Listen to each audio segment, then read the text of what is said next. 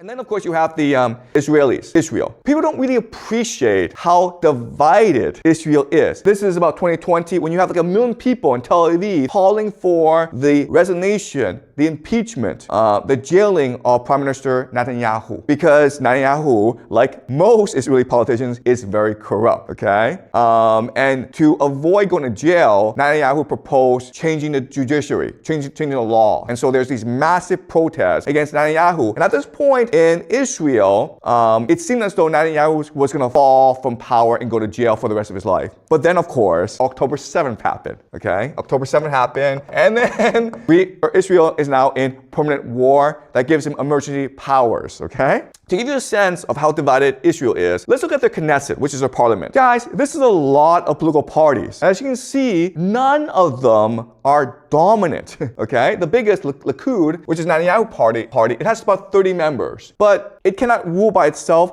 therefore it has to join with other political parties, okay? It has to be a coalition. But you look at its enemies. Well, its enemies also have a lot. So it seems as though Israel is an extremely divided society, and it is, okay? People don't really appreciate this. You know, a lot of people talk about a Jewish global conspiracy. What people don't really understand is the Jewish people have never, ever gotten along. So you go back to the time of Jesus, and there were like 3 major factions in Jerusalem. They were the Sadducees, there were the Pharisees, and the Essenes. They all hated each other. In the year 70, the Romans sent a huge army to destroy Jerusalem. Okay? And you would think at this time, the people in Jerusalem would get together and unite and defend Jerusalem because otherwise they'd all be killed. Well, they didn't get together, okay? And the Romans destroyed Jerusalem and burned down their second temple and massacred a lot of Jews. So the Jews have always had this problem where they're extremely creative and intellectual, but that just leads to massive infighting. So these are the leaders of the different political parties of Israel.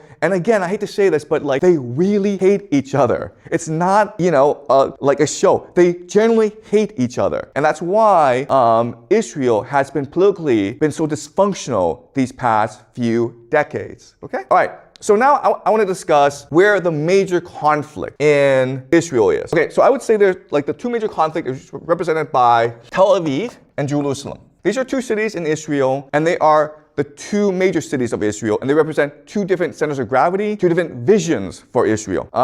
Tel Aviv is democratic. Jerusalem is a theocracy, meaning it's religious, okay?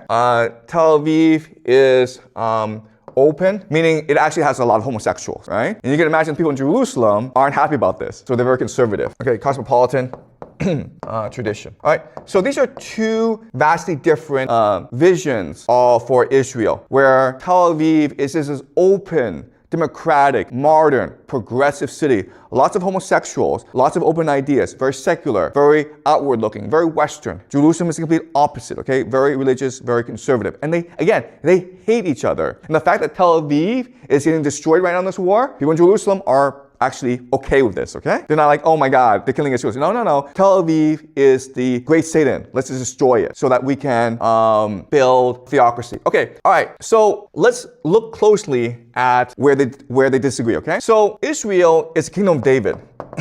But Tel Aviv and Jerusalem perceive David differently. So for people in Tel Aviv, David was the king when Israel was at the height of its glory, when it was an open, cosmopolitan, creative, innovative empire. That's what they want Israel to be. The people in Jerusalem see David as a different person. They see David as primarily a poet prophet. And they see David as the exemplar, as the favorite of God, because he redeemed himself and repented himself in the eyes of God, okay? So redemption and repentance. And what they focus on is a story of David, where David is king, and one day he wakes up and finds he's in love with Bathsheba. And so he basically has sex with Bathsheba. Bathsheba gets pregnant, and that's a problem because Bathsheba is married to someone else, Uriah the Hittite. So what does David do? David has him killed, okay? And David can do this because he's king. But God finds out and sends the prophet Nathan to tell David, you've sinned. And at first, David refuses to admit that he's in the wrong. But then his child with Bathsheba dies. And David falls into tremendous grief. And every day he's praying to God for forgiveness. He's asking for redemption. He is repenting. And God forgives him. And in this process, not only does David become a better person, but he becomes united with God because now they're best friends. Now they talk every day. And that's what the vision that people in Jerusalem have for Israel, a nation that engages in redemption and repentance. They don't care about this war. They don't care about Iran. They don't care about the United States. They don't care about the Greater Israel Project. They care about the Jews finding God again and being loyal to God. And that is what will bring peace to the world, okay? That is how they see the world. This is how they perceive things. They believe that in every person, there's a divine soul, okay, that comes from God.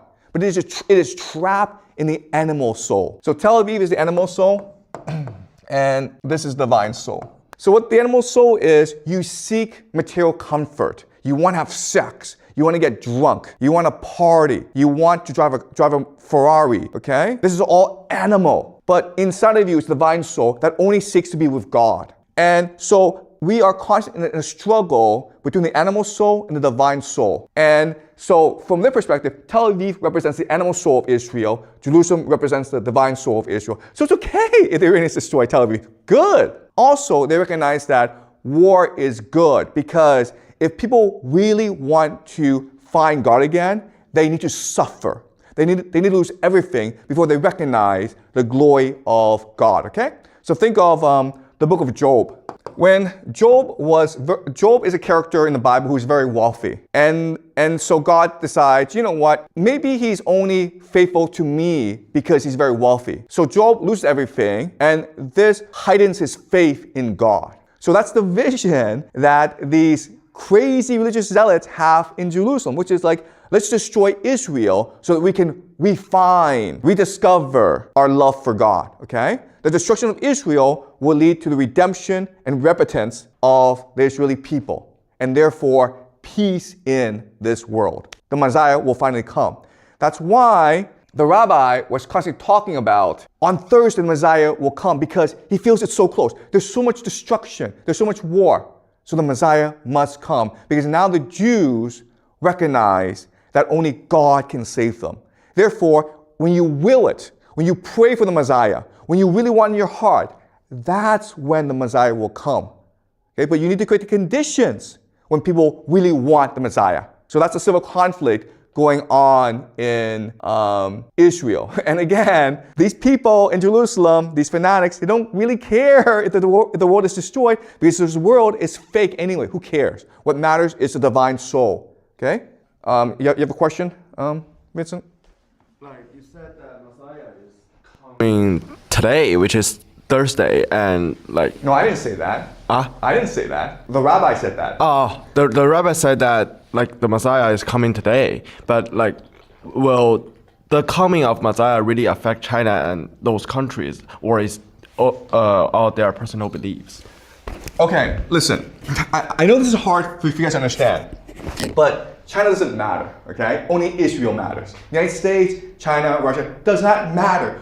The only thing that matters is Israel, okay? Only matters is the people in Israel, the Jews. Their spiritual state will determine the fate of the world. Once the Jews unify with God, then peace and prosperity will come for the rest of the world, okay? Okay, so now I want to talk about Iran. This is the political government structure of Iran. Now, one thing to notice is that it's very complicated, okay? It's divided into the religious aspects, okay, assembly of experts, and the secular aspect, which is the government, okay? So it's a government, but the Islamic clerics are at the very top. And this is the dual identity of Iran. And this is their last presidential election. As you can see, it's a pretty divided country, where people in the middle voted for Jalali, but people in the outskirts voted for Pezeshkian, okay? So there's a lot of conflict in Iran, not just political, religious, but also ethnic as well. All right, so let me explain very quickly what I see is the major divide in Iran, okay? So of course you have the Islamic theocracy, and they're in conflict with secular nationalists. Of course, there's ethnic groups as well. I don't really think the ethnic groups matter that much, okay? What really matters is a conflict between the secular nationalists and the Islamic theocracy. Right? So basically, the rural-urban divide. People who are well-educated and want to see Iran as a secular state that promotes democracy and progress in science versus these religious individuals, okay? Now, what happens is that in a war, you become more extreme. So what will happen is that the Islamic theocracy will transition into Shia eschatology or martyrdom, okay? Where they think that this war is about having the 12th Imam, Mahdi, who is basically the Messiah, return to lead them to war against the great Satan, which is Israel and the United States, okay? So over time, the Islamists will become much more radical. This will force the secular nationalists to also become much more radical as well. So they will become Persian exceptionalists, okay? Persian exceptionalism, which just means that it's the greatest civilization in human history, and therefore it is worth dying for. It is worth fighting for. The survival of the Persian civilization is much more important than the survival of the Iranian state, okay?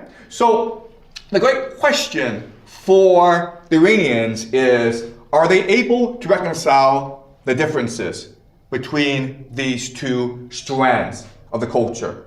Or will this lead to civil war in Iran, okay? We are seeing civil war in Israel, we're seeing civil war in America. Iran cannot afford to fight a civil war at this time because they're being bombarded by two very powerful nations, the Israel and America, okay? But unfortunately, the law of proximity teaches us that people are much more interested in their own internal conflict than the outside global conflict, okay?